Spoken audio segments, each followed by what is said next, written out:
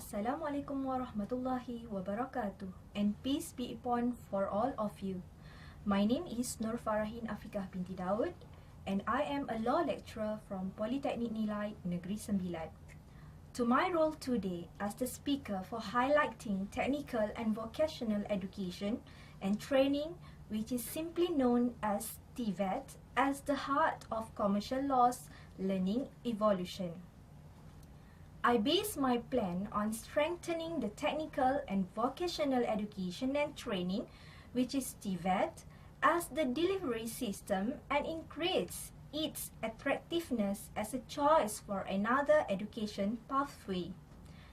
As for commercial law subject, the TVET delivery system may be made by way of role play, client counselling, or moot court to help students in enhancing their knowledge and efficiently besides of theory application.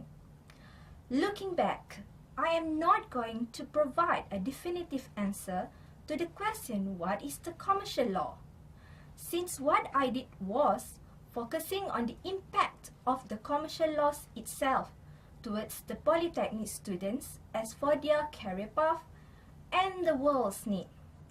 I should simply acknowledge that the commercial law, according to Justice Giles, the commercial law is beyond the regulation of the relationships between merchants and traders, and it goes beyond those parts of the law most commonly associated with business activities, in that all major and fundamental areas of law are now commonly associated with business activities. My idea was divided the relevancy and the effectiveness of commercial law subject according to each courses which had been offered at Polytechnic Nilai, which are, the first one is Diploma in Business Studies, E-Commerce, second, Diploma in Logistic and Supply Chain, and third, Diploma in Retail Management. I felt that all of these courses are related enough to the commercial law subject, since the commercial transaction involved especially for the student's career or employments needed. This is how I did it. The impact and the relevancy of commercial law subject towards the Diploma in Business Studies e-commerce students worked on. Since over the last several years, the internet has emerged as an important tool to facilitate the conduct of business for consumers and businesses alike. Websites used to market products and services may be considered as analogous to offline advertisements. Generally speaking, such websites will communicate an invitation to trade, not an offer. As concerned, there are three fundamental requirements for the formation of a legally enforceable contract, and they are as applicable online as offline. First, the contracting parties must agree on the terms of the contract through the issues and acceptance of a contractual offer. Second, they must intend to create a legally binding agreement. Third, the contract must be supported by consideration, which is an exchange of value.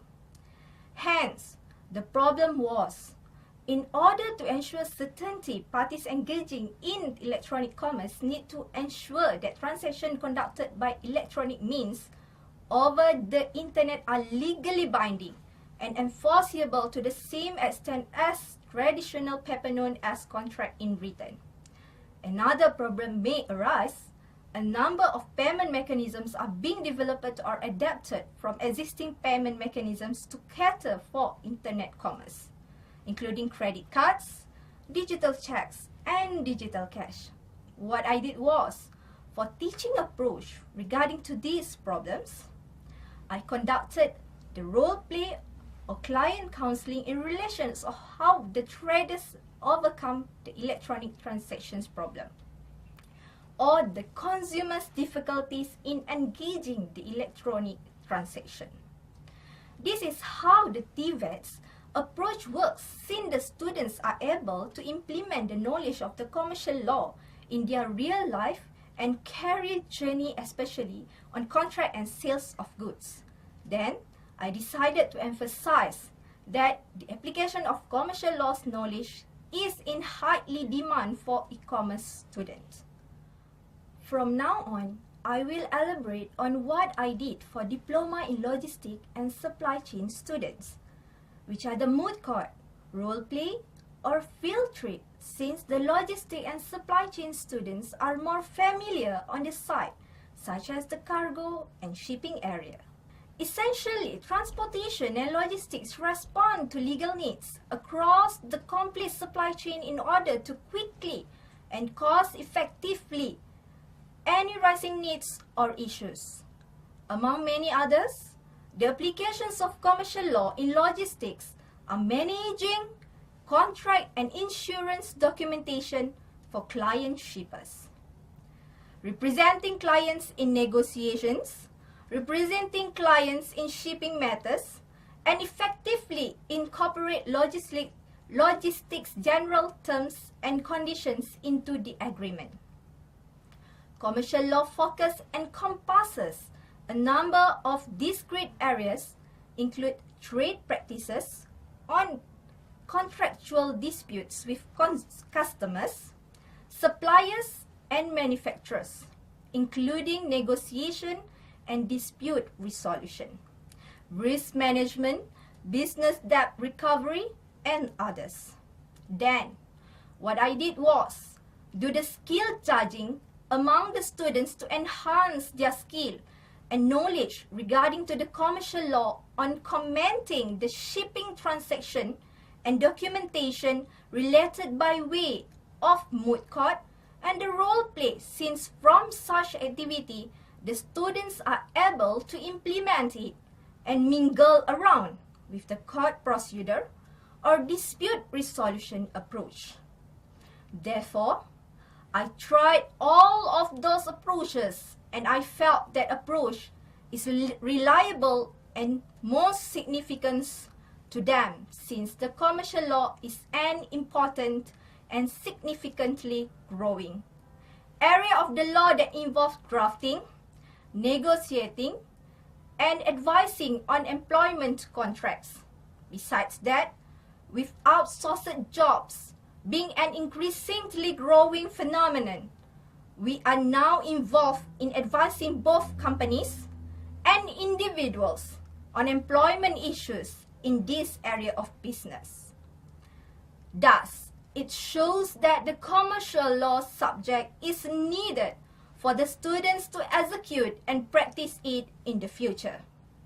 Now, I will continue on the effectiveness of commercial law subject towards the Diploma in Retail Management students. Commercial law governs retail transaction especially for the purpose of protecting the rights of consumers and ensure fair trade competition. This law also provides for truth in advertising, assuring that consumers are not taken advantage of by unscrupulous retailers. What I have done here is, the main activity is role play, since the students show their passion towards this activity more than be expected. The main focus for the role play and client counseling is in relation to the rights and the remedies of the goods and services. Besides that, the retailer must know the remedies that must be provided for the customer, such as a short-term right to reject the goods. The consumer may also require the retailer to repair or replace the goods at the retailer's cost.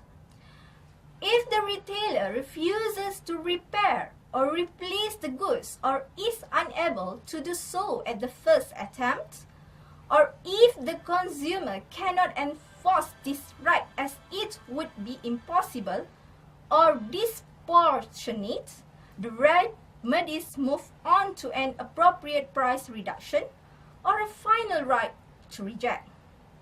Hence, it can be said that the commercial law is designed to prevent business from practicing fraud or unfair practices that would give an inappropriate advantage in the marketplace and give knowledge to the retailers in conducting the business. So, what I have done in enhancing the students' understanding and effort towards this subject is by doing role play at retail simulation mart to make them feel the true surrounding in handling their business and improve the communication skill between the retailers and the customers. Therefore, based on what I have been experienced by myself, the application of this subject may give appropriate results in managing the business, especially retail management in the future, especially in regards to the legal procedures and the ability to handle the consumer. Thus, from all those statements, I may emphasize that the growth of commercial law and increased competition requires the highly understanding towards the commercial law's learning progress and its evolution. Hence, I may conclude that each course, either business studies e-commerce, logistic and supply chain, or retail management, are important enough to be understood in depth to ensure its effectiveness can be implemented in the working area and in the future as the communities demand. Thank you.